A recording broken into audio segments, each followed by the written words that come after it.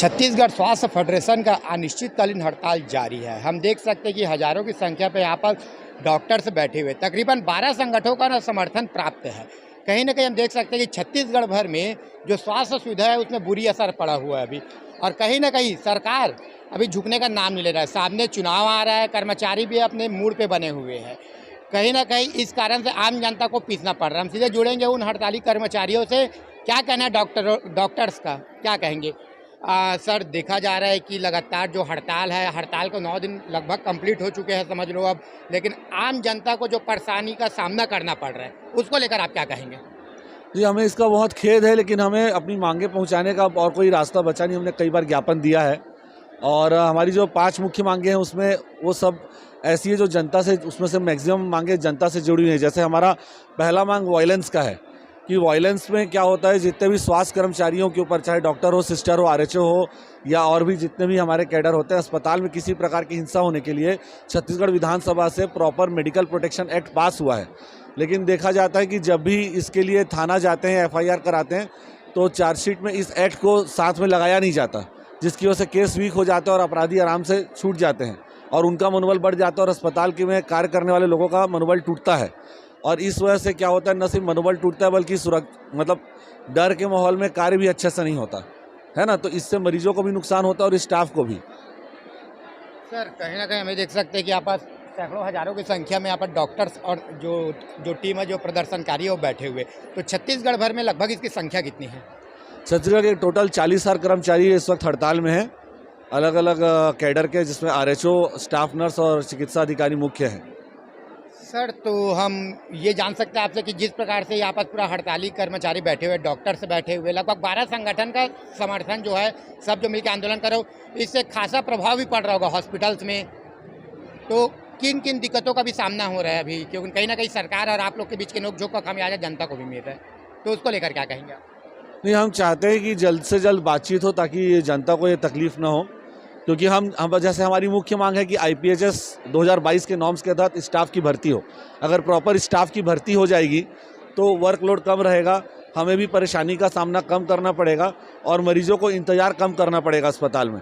आज भी हम अगर नॉर्म्स के हिसाब से स्टाफ की भर्ती होती है तो इससे सुविधा तो जनता को ही रहेगी ना। सर, तो आप लोग से अभी तक शासन या प्रशासन कोई भी, यानी कि प्रतिनिधिमंडल आपसे मुलाकात करने की कोशिश हुआ है, कोई बातचीत हुआ होगा आप दोनों के मध्य में? जी, 1 मिनट इसको काट देना। मैडम, आप डॉक्टर्स के बीच में और प्रशासन के बीच में अभी तक क्या कोई बातचीत या कोई मध्यस्थता का कोई रास्ता निकला, या प्रशासन ने कोई टीम भेजा हो आप लोग से बातचीत करने के लिए? रविवार के दिन कलेक्टर परिसर रायपुर में जो है सिद्धार्थ कोमल परदेसी सर, जो इसके स्वास्थ्य सचिव सर हैं, उनके साथ अहम बैठक हुई थी जिसमें कि सारे प्रांत के पदाधिकारी मौजूद थे। उन्होंने हमारी बातों को सुना, सब पूरा डिटेल में सुना, कैसे वेतन विसंगति है, क्या है। हमको लगा चलो अच्छे से बताते हैं डिटेल में, चलो आगे चल के कुछ होगा, लेकिन ऐसा कुछ हुआ नहीं। जैसे हमारी बातें ख़त्म हुई तो फिर सचिव महोदय ने कहा कि आप हड़ताल को ख़त्म करिए और हम कोई आश्वासन भी नहीं देंगे।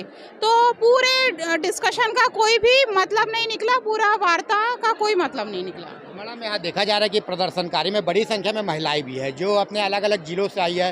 कोई सरगुजा से आया होगा, कोई जगदलपुर से आया होगा, कोई गढ़चिरौली, अलग अलग क्षेत्रों से आए हुए हो। तो कहीं ना कहीं महिलाओं को भी एक दिक्कतों का सामना करना पड़ता होगा व्यवस्था को लेकर। तो आप लोग को किन किन दिक्कतों का सामना करना पड़ा धरना स्थल तूता में आने से? धरना स्थल में पहुंचने के लिए तो हम लोग को सबसे पहले व्हीकल का बहुत दिक्कत है। जो बाहर से आए हैं वो बस से उतरते हैं, फिर ऑटो रिक्शा लेके यहाँ तक पहुँचते हैं। एक्चुअल जगह पता नहीं था। शुरू के 2-3 दिनों में परेशानी हुई जब तक जगह नहीं देखे थे। फिर जब जगह देखे हैं तो फिर उसके बाद आके रुके हैं। रोज़ रोज़ कितना आना जाना करेंगे, तो अलग से व्यवस्था है। हर जगह के ज़िले की जो भी हमारी बहनें आई हैं, अलग अलग अपनी व्यवस्थाओं से रह रही है। वहीं पर खाना पीना अरेंजमेंट सारा कुछ हो रहा है। और यहाँ तूता का धरना स्थल में जब हम 11 बजे आ जाते हैं, उसके बाद यहाँ पे वॉशरूम का बहुत दिक्कत है महिलाओं के लिए। यदि शासकीय सेवा में वॉशरूम को साफ सफाई करने वाला यदि कोई व्यक्ति नहीं है, तो मुझे लगता है शासन प्रशासन को कि इसको सुलभ शौचालय के लिए दे देना चाहिए, ताकि पैसे दें और साफ सुथरा टॉयलेट हम लोग यूज़ कर सकें। सर, क्या कहेंगे? लगभग 9वां दिन हो गया हड़ताल को, कहीं ना कहीं 40,000 कर्मचारी छत्तीसगढ़ के हड़ताल में बैठे हुए, क्या कहेंगे आप? मैं माननीय मुख्यमंत्री जी को आपके चैनल के माध्यम से बोलना चाहता हूं कि 40,000 कर्मचारी हम लोग हैं, और 40,000 परिवार भी हैं।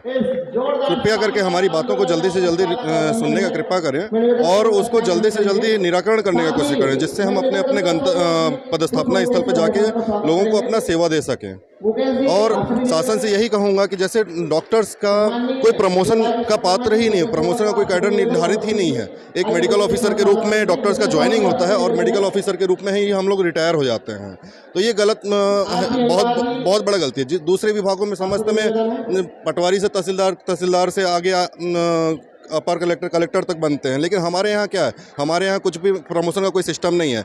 हमारे सीनियर अधिकारी इसलिए डर रहे हैं कि भाई जिनका 6 महीने का रिटायरमेंट बचा है, 1 साल का रिटायरमेंट बचा है, 2 साल का रिटायरमेंट, वो भी हमसे जुड़ना चाह रहे हैं। जितने CMHOs हैं, जितने BMOs हैं, सीनियर मोस्ट पद पे हैं, उन लोग भी चाह रहे हैं कि भाई हमारे साथ जुड़ें, आने को तैयार हैं। उनको कहीं ना कहीं ये डर थोड़ा सा है कि भाई अगर उनको शासन वो सामने आएंगे तो शासन उनको वापस से डिमोट कर देगा, डिमोट करके वापस से वो मेडिकल ऑफिसर ही रह जाएंगे।